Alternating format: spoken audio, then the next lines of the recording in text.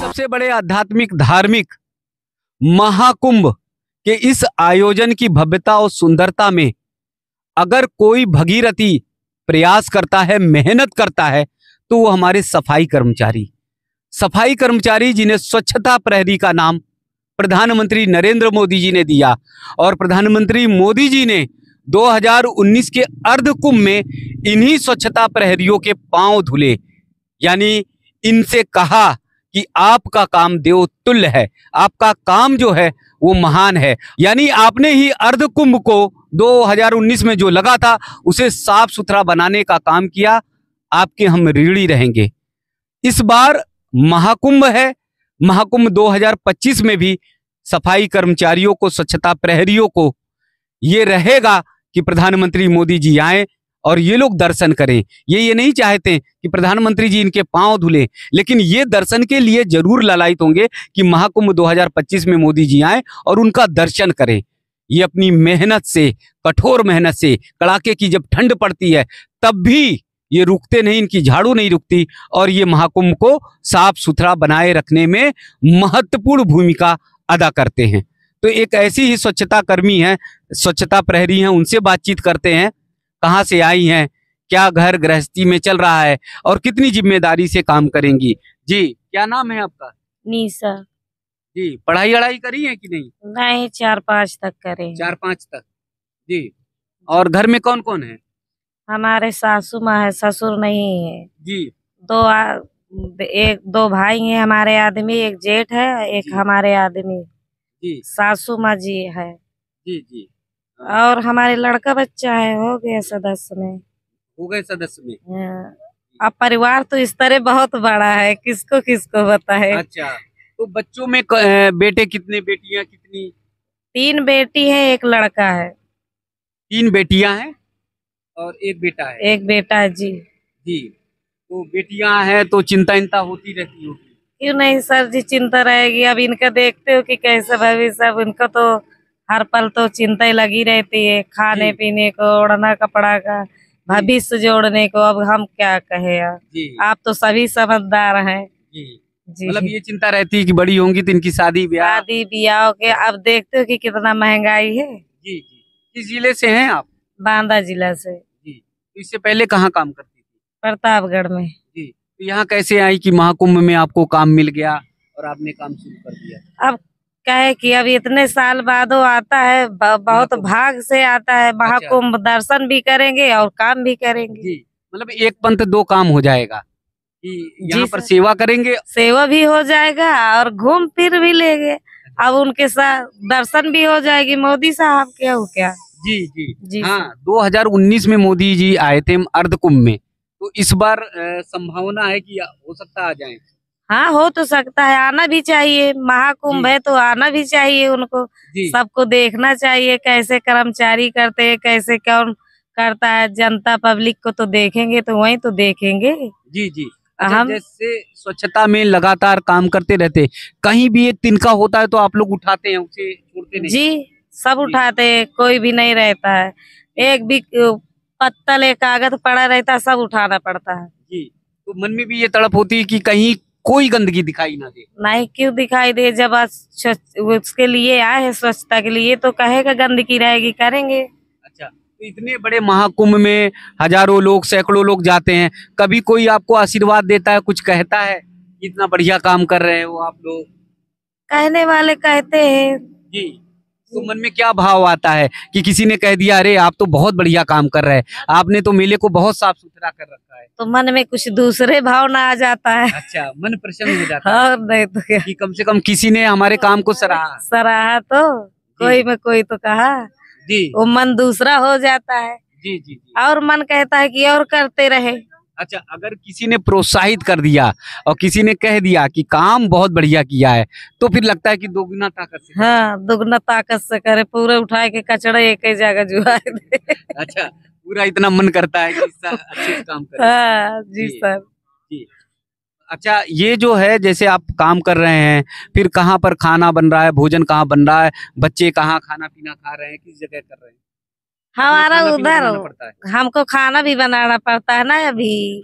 जी बना के लेके आते हैं बच्चों के लिए, सारा दिन के लिए। जी अब सवेरे 8 बजे से आते हैं, सारा दिन रहते हैं, 5 बजे जाते हैं यहाँ से। जी यहीं खाते पीते हैं, लड़कन को खाना लेके भी आना पड़ता है। जी जी। तो इसी बीच जो है बच्चों को जो है भोजन वोजन भी कराते हैं। जी, सब भोजन वोजन सब कराना, अब उनको भी तो देखभाल करना है, जी कामों को भी देखना है, बच्चों को भी देखना है। जी। तो आपका एरिया कोई निश्चित होगा कि यहाँ से यहाँ तक सफाई करनी है? जी सर, वहाँ से लेके वहाँ तक जाना पड़ता है, वो जहाँ पंडाल बना हुआ है। जी जी। अभी तो भीड़ भाड़ कम है तो थोड़ा सा वो है, लेकिन फिर बढ़ जाएगा काम। फिर तो बढ़ जाएगा, फिर तो एक भी मौका नहीं मिलेगा। 6 बजे से ड्यूटी लग जाएगी फिर। अच्छा, अगर मान लीजिए मोदी जी इस बार आ गए तो क्या कहेंगे आप मोदी जी से? मोदी जी से यही कृपा है कि अपन दर्शन दिखाओ महाराज स्वामी, बस जी। तो वही। मोदी जी तक ये संदेश भेज रही हैं और ये निशा जी कह रही हैं कि प्रधानमंत्री जी आए और इनका केवल ये कहना है कि केवल दर्शन हो जाए। तो जैसे मोदी जी ने पिछली बार पांव धुले थे सभी स्वच्छता कर्मियों के अर्धकुंभ में, जी, तो क्या चाहते हैं? नहीं धुले उले ना पाए, हम खुद ही धुल देंगे उनके साहब जी के। अच्छा, मगर बस कृपा हमारे कर ऊपर दें। बनाए रखे जी और दर्शन अपना दे। जी जी जी। निशा नाम है जी ना आपका? जी सर। देखिए, इन्हें तो सैल्यूट करने का मन करता है, इन्हें प्रणाम करिए, वंदन करिए। कितनी सहजता है इनके अंदर, कितनी सरलता है कि हमें कुछ नहीं चाहिए, केवल प्रधानमंत्री जी आ जाएं, दर्शन दे दें। अगर प्रधानमंत्री जी आते हैं तो उनके पांव धुलने के लिए ये तैयार हैं।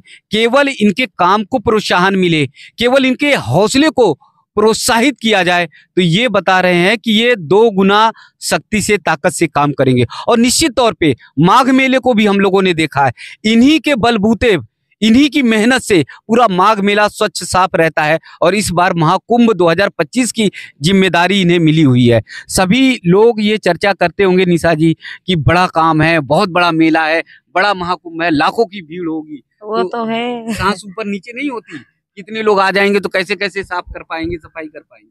नहीं, अब काम करते तो हमको नहीं आदत पड़ लगता, गई है। आदत पड़ गई है हमको। जी जी सर। जी। तो कभी इतना काम कर रहे हो इतने साल से, कहीं स्थाई नौकरी मिली कि नहीं अभी?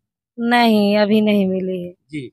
मन में ये इच्छा है कि कहीं स्थाई हो जाए तो बच्चों का भविष्य। यही तो सोचते हैं कि कहीं अस्थायी रूप पे नौकरी मिल जाए तो हमारे बच्चों को भविष्य बन जाए, पढ़ाई लिखाई भी हो जाए, अच्छे से कर पाए, आगे भविष्य बढ़े। हम तो यही सोच रहे हैं। जी जी। तो बच्चों को पढ़ा लिखा रहे हो ना?